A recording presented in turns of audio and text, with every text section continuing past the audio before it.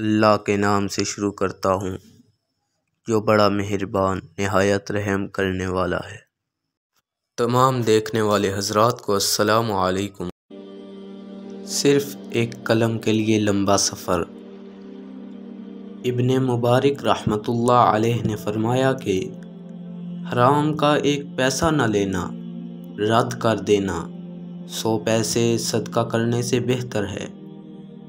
ابن مبارک کے بارے میں منقول ہے کہ وہ ملک شام میں حدیث شریف کی کتابت کر رہے تھے، ان کا قلم ٹوٹ گیا۔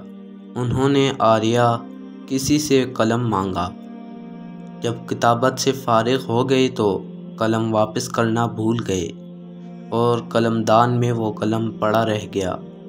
جب وہ شام سے مرد پہنچے تو قلم دان میں وہ قلم نظر آیا، فوراً پہچان لیا اور پھر انہوں نے قلم واپس کرنے کے لیے ملک شام کے سفر کی تیاری شروع کر دی اور واپس جا کر دے دیا۔